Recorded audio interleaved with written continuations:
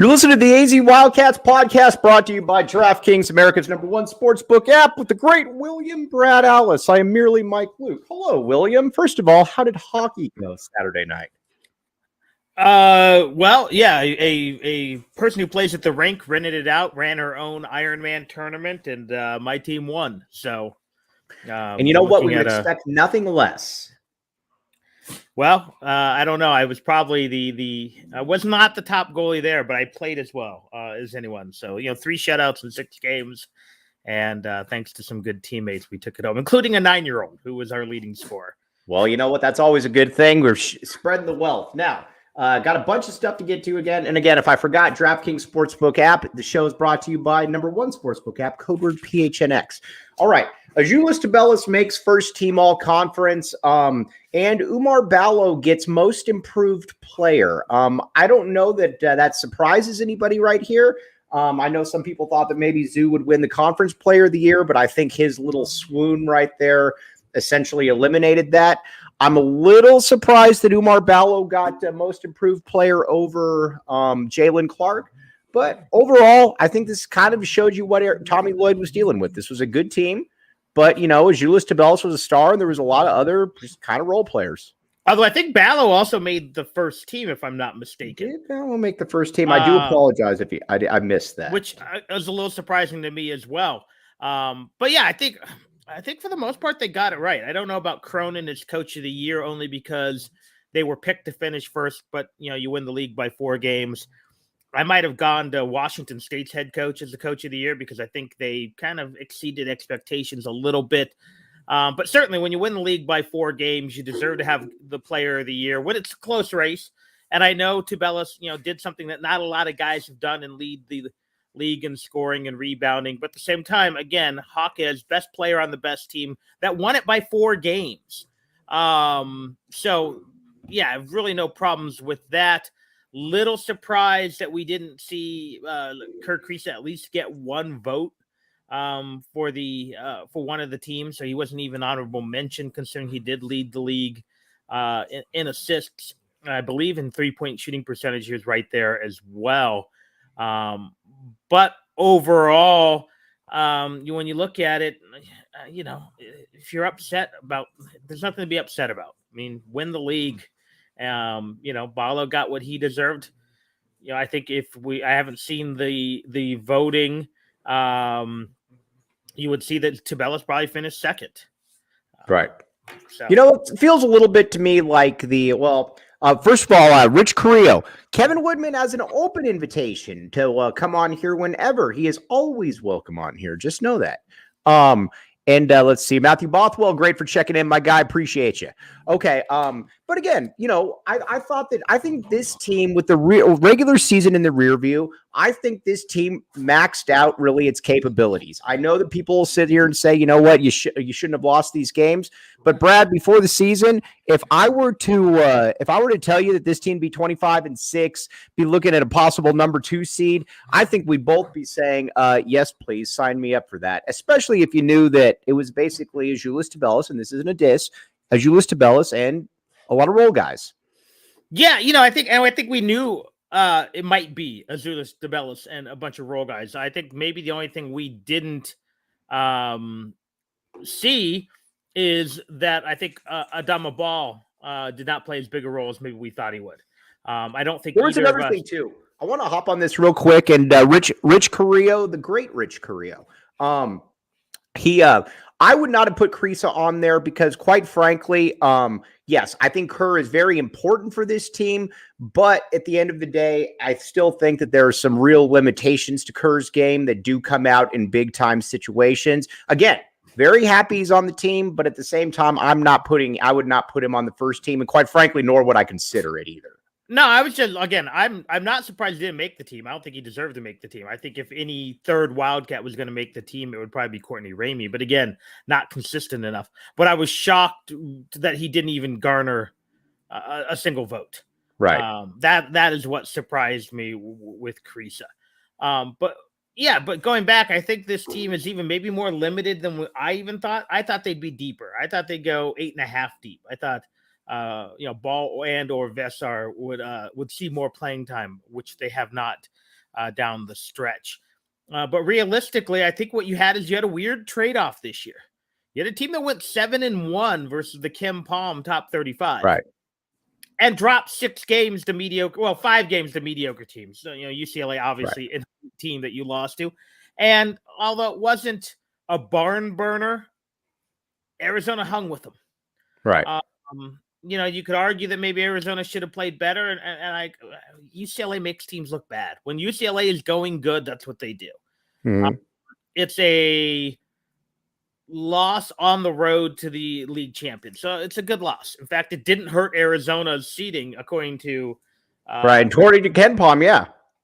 So, the big thing is now I think if Arizona wins the Pac-12 tournament, they keep a 2 seed. If they lose early, then a lot of it's going to depend on what other teams do. So if they lose, I think Gonzaga has advanced to the finals or the semis. So you just got to look at the body of work plus who's coming in hot. That's the only thing, kind of the knock on Arizona. Arizona has not played, they're not riding a big win streak into March, although they could end up winning a 3-game win streak, but it would be losing 2 of their last 6 or something to the future. But then it comes down to the committee. Does the committee put a premium on good wins, or do they penalize you for bad losses? That's going to also be very interesting to see how they treat our favorite conference, the Big Ten. We're going to get to the Big Ten. We're going to get to the Big Ten. Have good wins, but they also have bad losses. Right.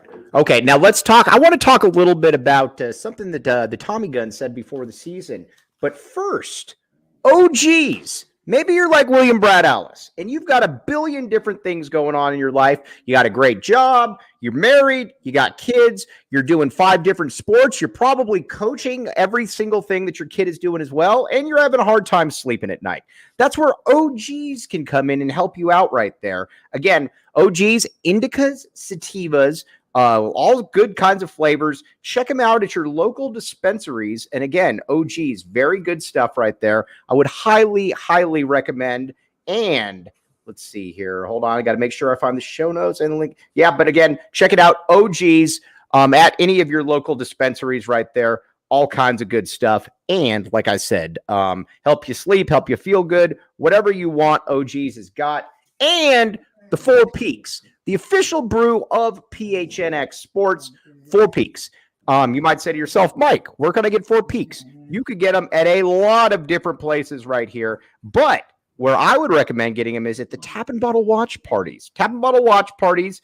And again, what you really want to do, though, is get the Kilt Lifter. Kilt Lifter is fantastic. I got some Kilt Lifter to take with me to Phoenix, up to Las Vegas. Kilt Lifter, 4 Peaks. And again, you can get the 4 Peaks at the Tap and Bottle Watch Parties or go to Tempe location as well. They got you covered. All right. Tommy Lloyd, I think, has been pretty good about predicting things throughout his tenure here.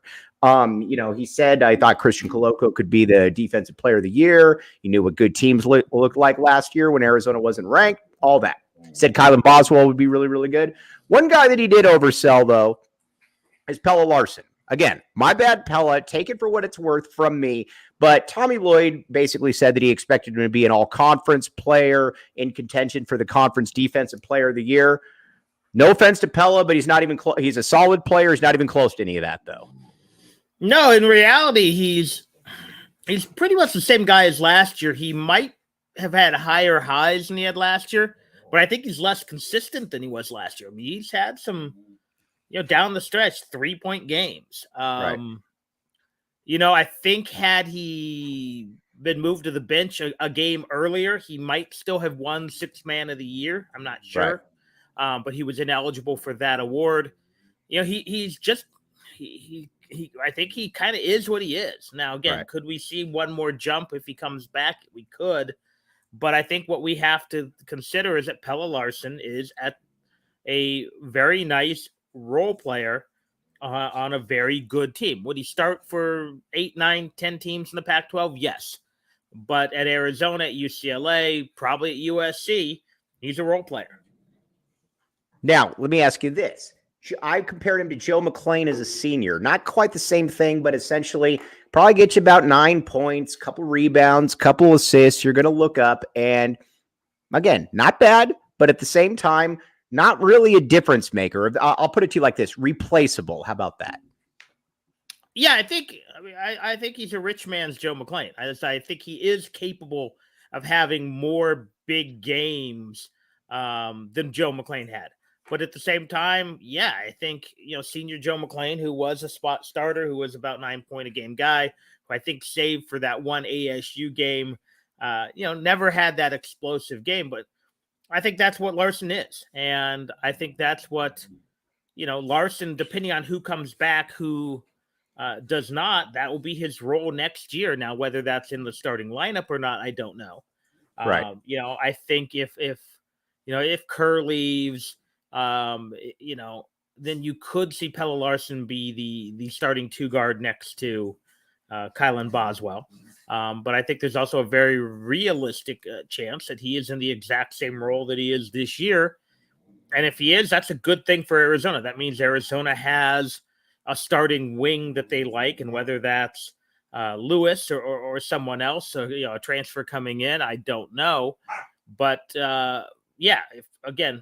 if you want to look at it in context of the great Arizona teams, then Pelle Larsson should come off your bench. He's not a real difference maker. Again, you know what he reminds me of, to be honest?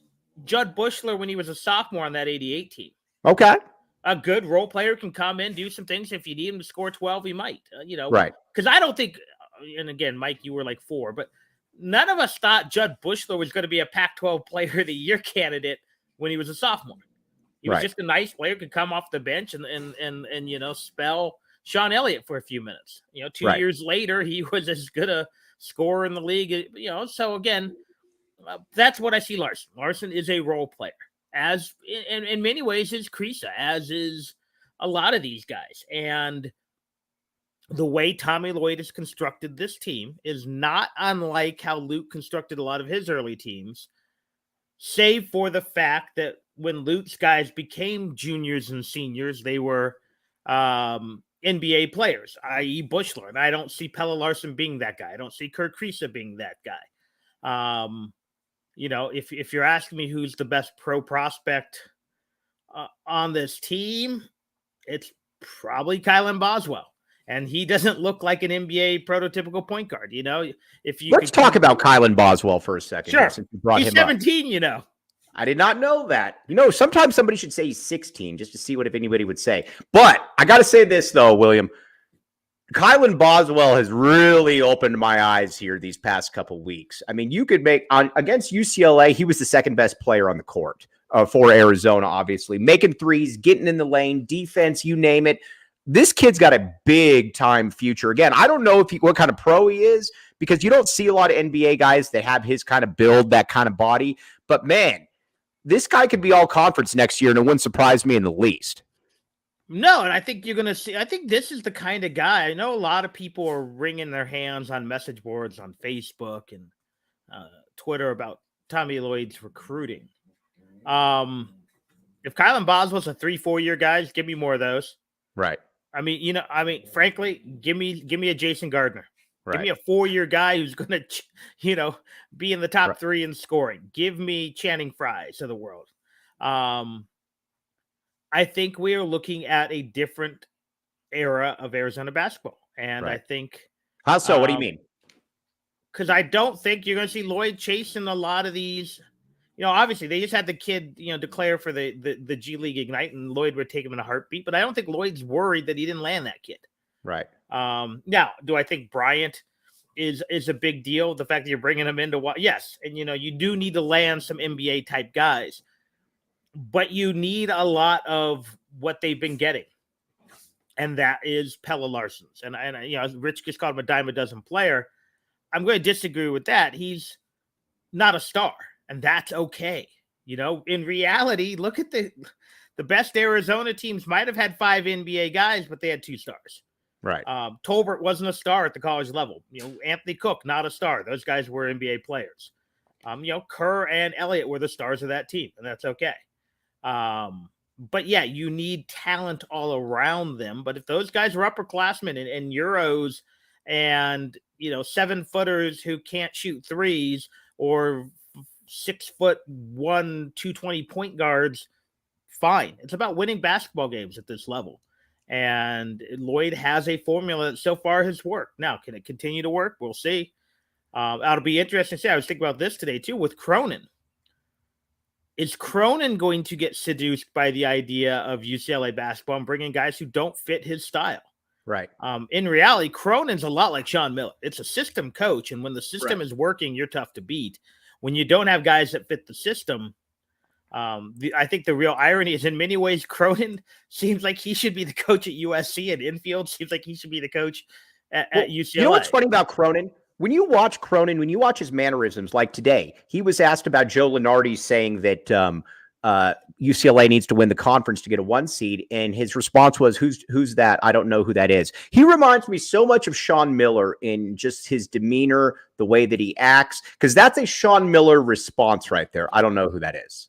It's some kind of, must be some kind of Rust Belt thing with the Cincinnati connections and, whatever it is, the old AAC or what, Atlantic 10, or I don't even know what Cincinnati is in until they move to the Big 12. But yeah, Cronin's a grouchy guy who likes this defense first, limit your point guard. There's a lot of Howland in him as well. And that system eventually wears out its welcome, especially when you're not bringing in the right personnel for it. So that, to me, again, Cronin's done a magnificent job. If you're giving that job a grade, you're giving it an A.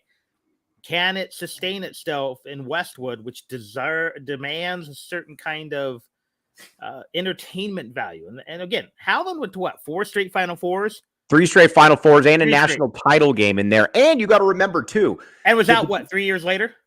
Right. And 3 or 4 years later. And you got to remember, too, that UCLA, those Florida teams, in my opinion, were probably the most top to bottom. I'll put it to you like this. In the last 20 years, if I had to pick one team of the last 20 years to win it against anybody else, I would probably pick those Florida teams because they really had no weakness whatsoever. And that's what UCLA ran into there. So again, you're probably looking at a national title if you don't go against like a historic type team there from Howland. But go ahead. Sorry about that. But again, that's the interesting thing, I think, whereas Lloyd does have a style that is embraced. Although, again, fans are already turning on him because he can't get these top 3 recruiting classes. But again, how many titles does Calipari have? He's got the recruiting titles. Is Cal the most overrated coach in college basketball history? That's a tough one. Because I think there is a certain cachet to developing that many pros. Well, did he develop them? I mean, you essentially have 3 DeAndre Aytons each year that come in, and they could have played at Pima and they're going to the NBA. True. So I don't know. Yeah, he might have done as much or as little with as much as he's had as anyone this side of Lorenzo Romar. Loro's a good call right there. Lorenzo Romar is a very, very good call. The guy had 6 NBA draft picks and no tournament appearances. Right. That's true. But now, yeah. You brought up recruiting right here. I want to talk about recruiting, but 2 things, got to pay the bills first. Tap and Bottle. The Tap and Bottle watch parties. Might say to yourself, Mike, what's going on at the Tap and Bottle watch parties? That's where we show up. We were there last week watching Arizona, UCLA. I had to leave at halftime, though, because I had to be able to be back and be able to know exactly what was going on in the game. But great times there. And as we've talked about, Scott and Rebecca do an absolutely fantastic job right there. Big fans of them. And again, support local right there. And you can get 4 peaks as well right there. So again, check it out. Tap and Bottle watch parties. And by the way, I did miss a read right here. For 4 Peaks. Our friends at 4 Peaks will be out at the M3F Festival March 3rd and 4th. Grab you your tickets at m3fest.com and enjoy a Wow Wheat beer while you're there. Must be 21 and older. Do it and enjoy responsibly. Check it out, though. And again, our good friends at Tap and Bottle, Scott and Rebecca, big fans of what they can do right there. And one other thing, Illegal Pete's. Now, looking for a high-energy place to hang out if you're a college kid?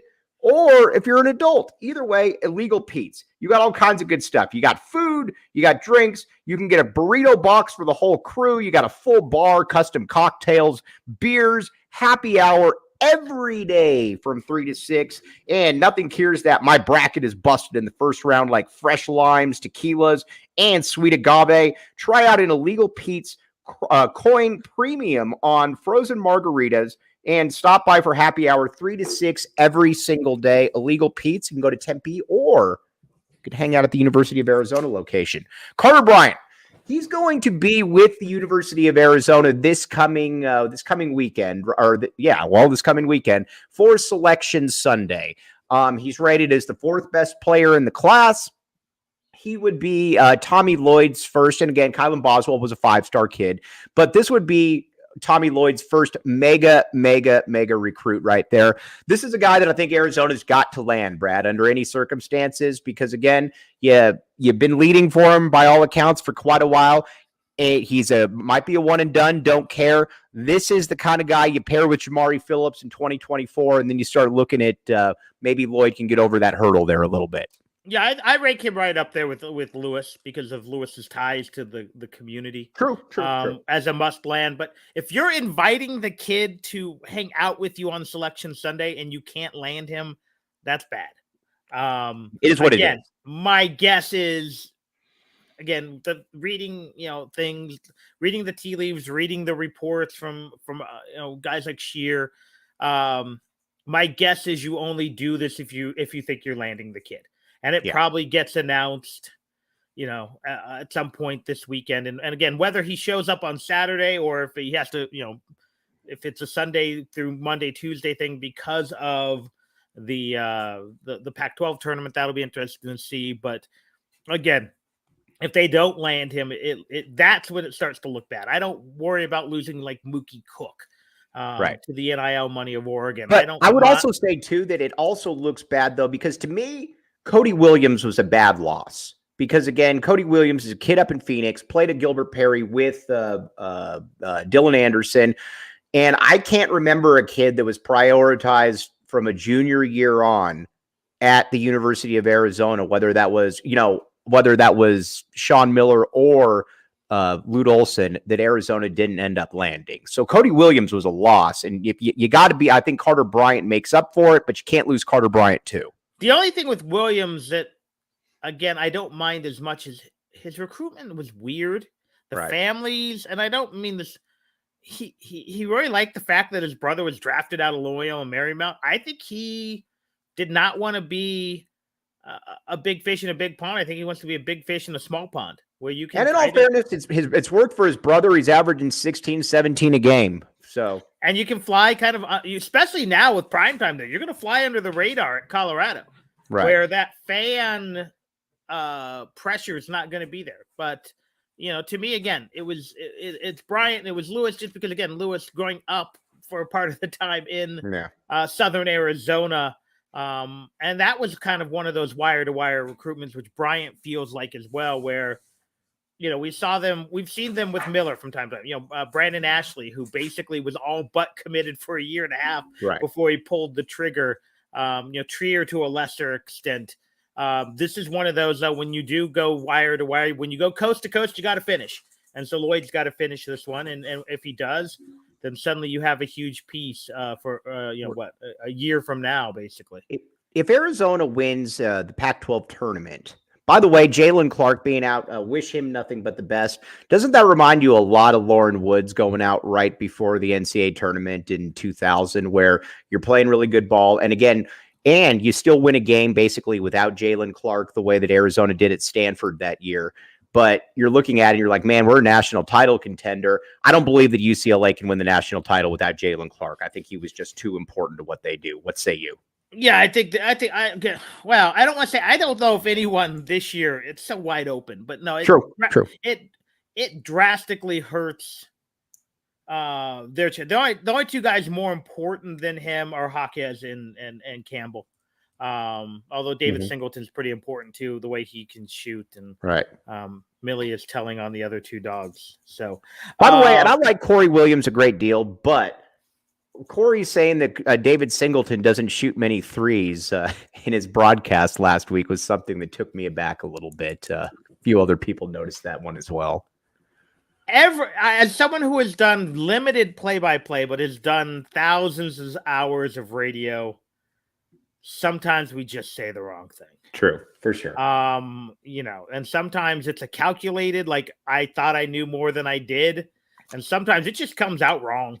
Right. I know years ago I mentioned it was one of those post games where we were previewing the team, and it was probably like a Washington State.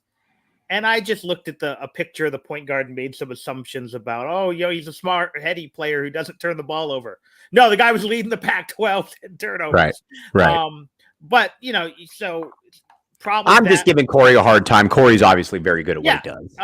But, I know Corey said something else curious the other night, too. But again, go down the list. What was it that – it was Bill Walton. I know you're out on Bill Walton. But when Kerr was playing poorly, it said Kerr's had a magnificent game. So it does happen. All right, let's talk about seeding, though, if Arizona were to win the Pac-12. But first, let's get the last reads out of the way, because then I want to make fun of the Big Ten, and I want to talk about what that means for Arizona. But first, got to pay the bills here. Octane Raceway Mavericks. All right, you might say to yourself, Mike, what's Octane Raceway Mavericks? Okay, this is the place that you can go. Let's say that you're like William Brad Alice. You got the kids running around. You want to take a little bit of a trip, maybe up to Phoenix, check it out. And you got race cars. You got Monday, you got a fun pass. Tuesday, you got 50% off tacos. Wednesday, half price arcade games all day right there. Thursday, big $20 beer bucket sales and trivia night Friday. And then Saturday and Sunday, 50% off signature bowling before noon. They got everything you want right there. Book some fun this spring at Octane Raceway and Mavericks. Kart racing, virtual reality, laser tag, axe throwing, bowling, arcade, great food and drinks. They've got it all. Bring it in your spring training ticket stub and get a free $10 card game. Check out octaneraceway.com and mavericks.com to learn more, and Mountain Mike's Pizza. Oracle and Wetmore. William Brad Alice has been to Mountain Mike's Pizza, correct? Many times. What do you think about Mountain Mike's Pizza? Fill the people in. All right, check it out again. Oracle and Wetmore. Good pizza, good TVs. What more do you need? Yep, great setup. Good time for a guy's night out. Or if you're a family man like William Brad Alice, you can take the kids there as well, get some good pizza, watch the game. Either way, check it out. Mountain Mike's Pizza. Again, Oracle and Wetmore. Great stuff. All right. If Arizona wins the conference, or if Arizona wins the conference tournament, I would believe they should be a 2 seed out west given the wins. But we need to address the elephant in the room about right now 10 Big Ten teams are projected into the NCAA tournament. Seth Davis had a tweet yesterday that made me very proud where he said, is this going to be the same thing where we get 1 million teams in and they all lose in the first weekend? Why is a team like, say, ASU on the bubble? And again, because I think they probably should be a bubble team, but if ASU was in the Big Ten, they would be considered a 7 seed, Brad. Okay, I have a question for you. Who would you rather see? Rutgers or 25-6 Kent State? 25-6 Kent State. Who is right now a game behind the Toledo Rockets in the MAC. One is 16-2, one is 15-3. Oh, by the way, Toledo, who I don't know if they make it as an at-large either, has won 15 games in a row. Right. Toledo as well. Yes. Like, who would you rather see? Do we ever reach critical mass with the Big Ten where after every single year this continuously happens and someone says, maybe we should stop putting so many teams in? Do we ever reach that point? Because they do it with the SEC too. I mean, is Oral Roberts in at 29-4 if they lose their conference tournament? They should be, but they won't be. Who would you rather see? Penn State or Southern Miss, who's 25-7? But again, to me, there should be a couple rules that I would like to see adopted, and they never will. 1, you have to be at least 500 in your conference. 2, you have to win 20 games. Mm-hmm. I like it. I don't want to see 17-14 Wisconsin, who's 8-11 in the Big Ten. I don't care how good the Big Ten is. The same thing. If you win 30 games, I don't care if you haven't played anybody. you should be in isn't that large. I mean, if Oral Roberts, I don't even know if their tournament's over or not. But if they go 30-4, I don't care if those 4 losses are to 3 high school teams and Pima. You won 30 freaking games. I agree.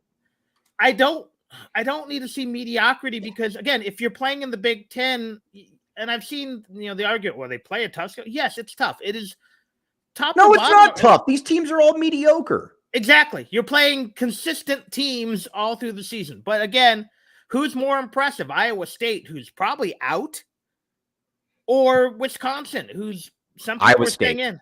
Again, Iowa State. And I'm fine leaving Iowa State out because, again, finish better than 8th in the Big 12 or whatever.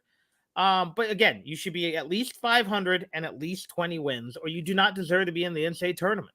The only thing I'll differ with you right there is that I get annoyed by the SEC football as well. But at the end of the day, when the playoffs hit, it's at either generally Alabama or Georgia or LSU that's winning the championship. They win these games when they get there. As unfortunate as it is, the Big Ten gets in there and they drop all these games, and they drop all of these games immediately. That's what really frustrates me, though. That to me is a little bit of the difference right there. Yeah, because even when the ACC was getting 9 or 10 teams, 3 or 4 were still going to the Elite Eight. Yeah.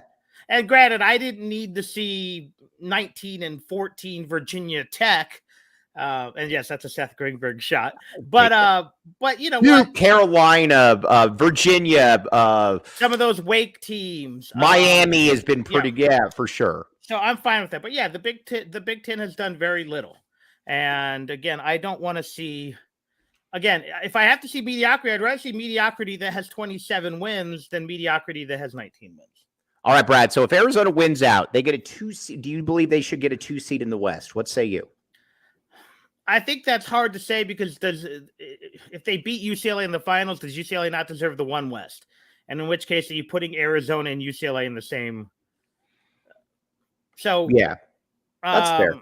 Yeah, so I guess it depends, and it depends what other people do. But certainly, I think Arizona could earn a 2 seed, and whether that's in the West or the Midwest, take that 2 seed and run because that's Anthony much Humbert, better than 3. Anthony Humbert has joined us right before we're about to sign off. But Anthony Humbert, all I would say to you is, what does it mean for you to back the A right there? If you know, as the kids say. All right, William, where can they find you? March Madness is here. I know you're busy, but you got to give the people a little bit more Brad Allis. What's going on with Brad Allis right now with March Madness here? Just got to carve out time to record. The kids have had a lot of days off, which means it's not very quiet. Have a little extra on my plate with work, coaching. But yeah, we'll try to start getting stuff recorded. But again, I can make no promises other than I'll be here every Tuesday that I can. Although I think next week it's Monday. We're going to do Monday next week, though. Yeah, I'll be out of town. Right, but you said you could do Monday though, but not. I'm out of town Tuesday on. So okay, but Monday though, talk about a little tease. We'll be able to break down the brackets right there. Very fun stuff right there. All right. Everybody out there, appreciate all the remarks. You guys are fantastic. You're the ones that make the show. To the great William Brad Allis, a budding hockey star, Brad Allis right there. I am merely Mike Luke. You have been listening to the AZ Wildcats podcast.